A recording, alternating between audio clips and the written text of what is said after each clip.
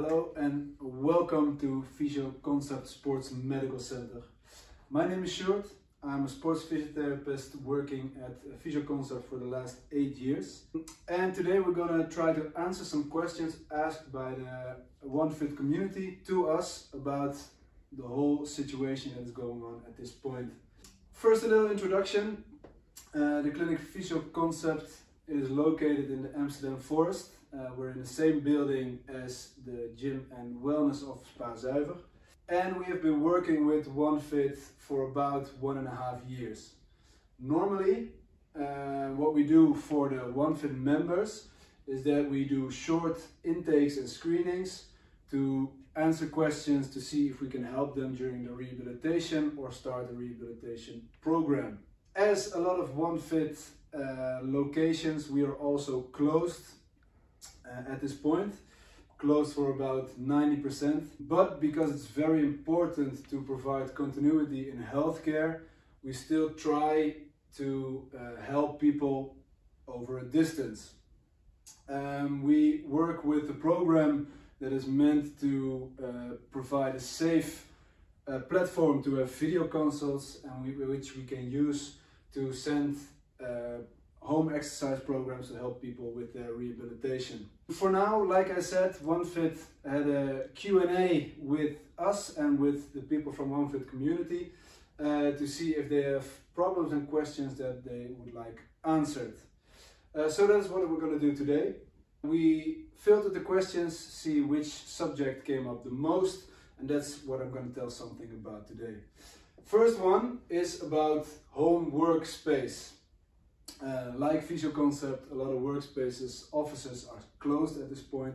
People who have been working from home for 2 or 3 weeks, which can be nice, which can also cause problems, especially because the homes of people are not always very well equipped to provide a workspace. People end up often at the kitchen table or end up with their laptop on their lap on the couch. If you work for longer periods of time, both in hours during the day but also in periods over weeks, that can cause problems because your body is not used to it at that point. Your office, your workspace at your office is often specialized to support your body for longer hours, have a good monitors, good chairs, good desks, something your home doesn't always have. That causes problems mostly in the neck, upper back, and sometimes in the lower back. Your body works like this. If you sit up straight, your body has a gravity point that is directly below your pelvis, below your butt. If your body or some parts of your body move forward, like your head or your shoulders, you move your center of gravity forward.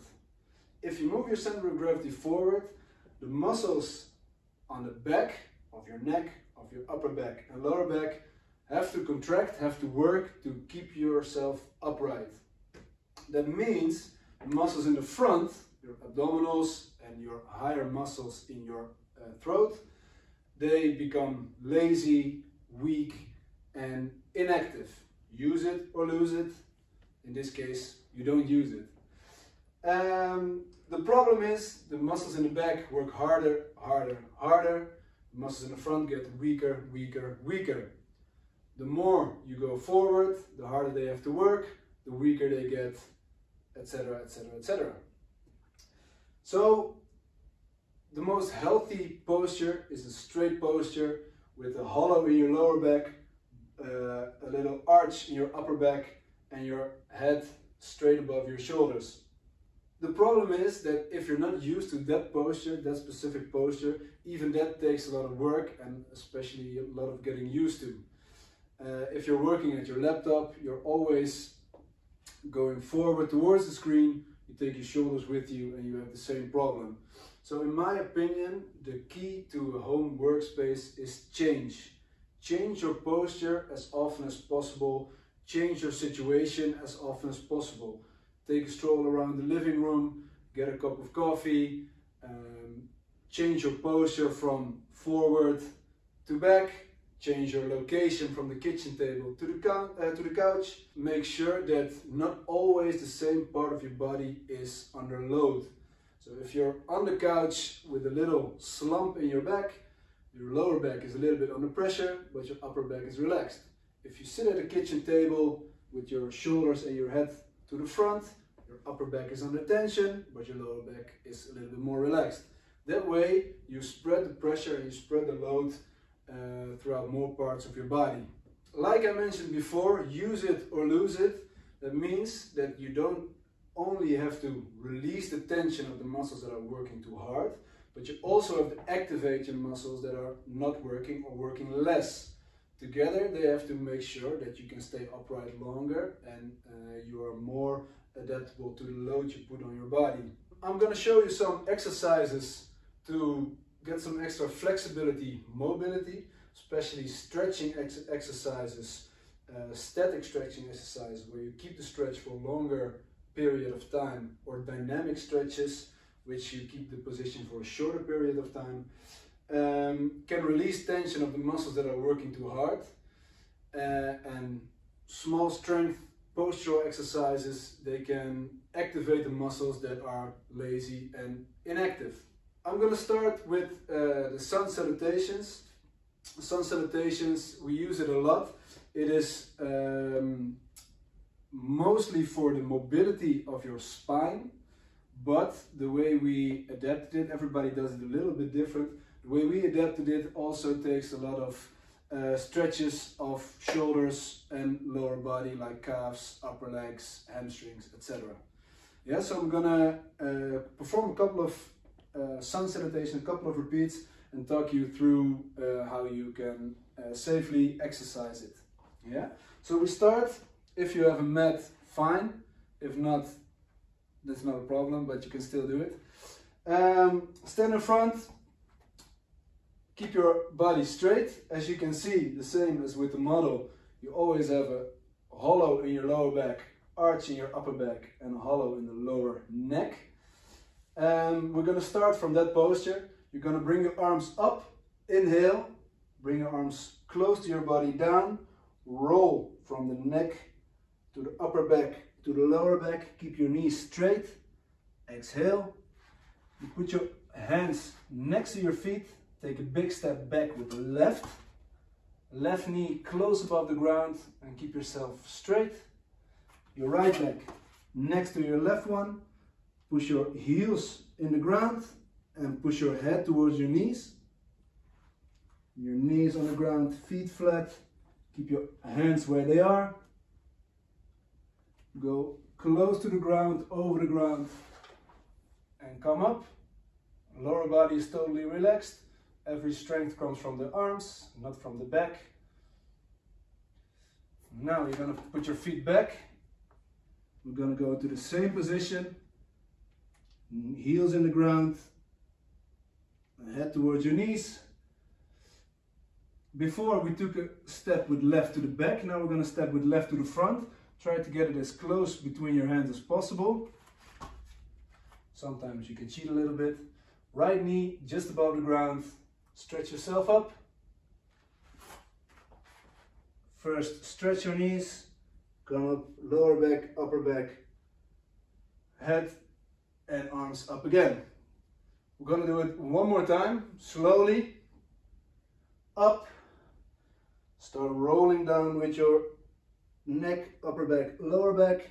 Keep your knees straight, hands next to your knees.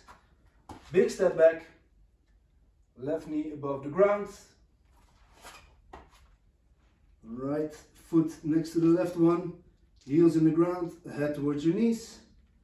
Knees flat, feet flat, all the way back, over the ground, up. Same way, same position. This time left to the front.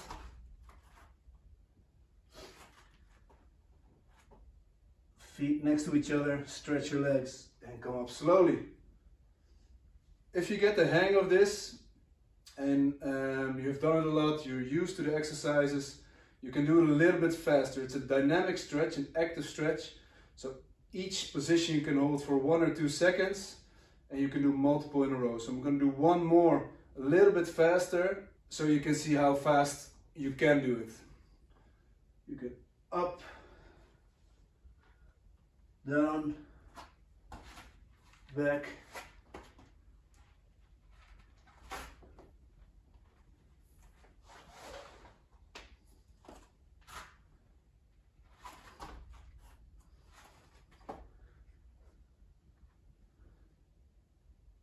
So that's about the tempo you can do it. And if you do it like that, you can do 5 to 10 in a row, especially if you've been sitting for a long time, if you've been working for a long time, or in the morning when you come out of bed, and that's why it's called sun salutations, to do it in the morning. So that's one of the flexibility exercises, one of the stretching exercises we do a lot here. And as you can see, it's not only for the spine, we use it for all sorts of complaints, shoulder, knee, everything, because you train the whole body with it. Okay, so now we did some relaxation. Now we're gonna do some activation. We have a couple of exercises you can do very well between work breaks, mini breaks, to activate the right muscles that help you with your posture, and to be able to do some work after that. Yeah, so if you're working for a longer period of time, you get some complaints, some irritation. These are exercises you can do to make sure you can go along a little bit longer without any pain. Yeah. First, the wall slide. You sit with your back against the wall, your knees a little bit bent. You're gonna put your elbows and the back of your hand against the wall. Yeah. By this, you're gonna get an extension, a stretch in your upper back, and you're gonna contract the muscles that make sure of that. So that's the muscles that prevent the slouching that you have when you work behind your laptop. So you're gonna put your elbows and the back of your hand against the wall. You're gonna slide up as far as you can, and the end range is when your elbow comes away from the wall. Yeah, that's the highest point you can go. If you go up, you're not doing you're not training the same thing. So start with the elbows at your side, elbows against the wall. Try to come up as high as you can. Keep within touch with the wall. And depending a little bit how difficult you find this exercise or how much time you have, you can do, if you do it like in a mini break with work, you can do it 1 time 10 repeats. If you want to make this an activation or mobilization exercise, you can make 3 sets of 10 reps or 8 reps. Yes. Next one is for the neck musculature. Like I said, if you're slouching, if you're working behind your laptop, you get a forward motion of your head. And your head is pretty heavy, so that means that you put your center of gravity of your neck forward, which means that the back of your neck is contracted and working hard to keep your head up. The muscles in the front of your neck are most important. They are the ones that keep the high knot in your neck. Yeah, like you make a double chin. Those ones are the ones that suffer from the weakness and the inactivity of your posture. So you need to activate them. By activating the front, the muscles in the front, you release and you relax the muscles in the back. So, what you're gonna do is you're gonna stand in the same active posture. You're gonna stretch your neck forward and you're gonna pull it back. And by pulling it back, you activate the high muscles that make a flexion in your upper neck. Yeah, so you're gonna stretch it and you make a very charming double chin, as good as you can. And you're gonna stretch it and you're gonna pull it back. Yeah, by pulling it back, you relax the muscles in the back, you activate the muscles in the front. Yeah, make sure you're not gonna change the level of your eyes. Keep your eyes at the same height. Stretch. The same as with the wall slide. If you do this as an activation exercise in your mini break, do 10 repeats. If you're gonna do it as an exercise, activation, relaxation exercise, 3 times 10 repeats, 3 times 8 repeats. The last one, strength for the upper back as well, upper back and upper shoulders. A stiffness exercise for the whole spine. Like I said, the normal neutral shape of the spine, it's very important that you keep the shape during the exercise. So it's not only an exercise for the upper back and shoulders, but also for the lower back. So what you're going to do, stand in the same active posture. You're going to bend in the hip, not in the lower back. You keep the hollow in the lower back as far as you can. You're going to get some stretch in the hamstring, but that's not the goal of the exercise. When you're in the maximum position, you're going to stretch your arms and you come up. Again, bend in the hip, arch in the lower back, arms up, and again. Yeah, you can hold it for about 5 seconds, especially if you put your arms up, you're going to get the strength and the activation of your upper back. You're going to activate your lower back by staying in the same hollow position. Yeah, same as with the other exercises. Do a couple repeats, 10 repeats, 8 repeats in your mini break. And if you want to really improve, then you have to do a little bit more repeats and more sets, and you do 3 times 10. Yes, so to conclude, when you're working from home, try to keep a straight spine, as straight a spine as possible. Especially if you're not used to it, it's not going to be easy. You're not going to be able to hold it for longer periods of time. So in that case, train, get your body used to that position, but also change when you notice that you're not in that position anymore. So change when you feel the need to change. Change from the kitchen table to the couch, change from your laptop to your desktop, walk around in the living room, do the mini break exercise we just told you about, and then you can continue to work again. The second subject we got a lot of questions about is about running. At this point, all the gyms, all the OneFit locations are closed. People want to stay active, so they run. Not everybody's home is equipped to be a temporary gym. So they want to stay active, they want to work out, they go outside. And people ask a lot of questions, is running bad for you? No, running as a sport is not necessarily bad for you, although it is a sport that is very prone to overuse.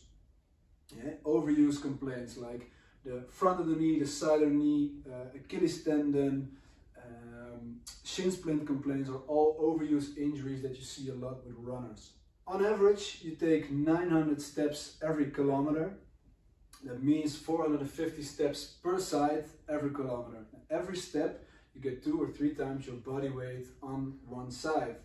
So you can imagine that if you run more than 1 kilometer, like 3 or 4 or 5, that adds up, and small dysfunctions, small problems during running will be magnified by the amount of running that you do. So small dysfunction is no problem, but if you repeat that small function for 3,000–4,000 times, it can become a problem, especially if you do more than once a week.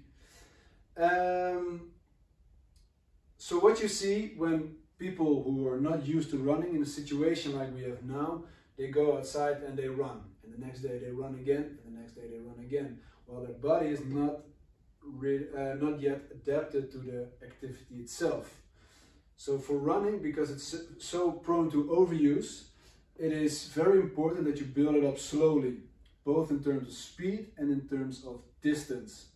So start with smaller distances and lower speeds and build it up as you go. Always, especially in the beginning, have 1 day rest in between to let your body recover from the activity. Use good shoes to make sure that the chances of an injury are as low as possible. If you already have an injury, or if you get a running injury in the near future, there are things we can do to help you over a distance. We can give you exercise programs to help you relax and strengthen the muscles that you need, the muscles that are important with running. We can use video consults to see what your questions are and if we can answer them. The same goes for if you have any complaints or any injuries that are not to do with running, but you already have shoulder injuries, back injuries, it doesn't really matter. Through a video consult, we can ask about your complaints, ask about your problems, and try to help you over a distance. And we can send you exercise you can do at home with or without any extra material to make sure that you can start with rehabilitation program without having to come to the physio. So that's how we can help. If you have any questions, you can ask them through OneFit, or you can send an email to shoot@fysioconcept.nl. So let us know, and if you have any problems, maybe we can help you further with that.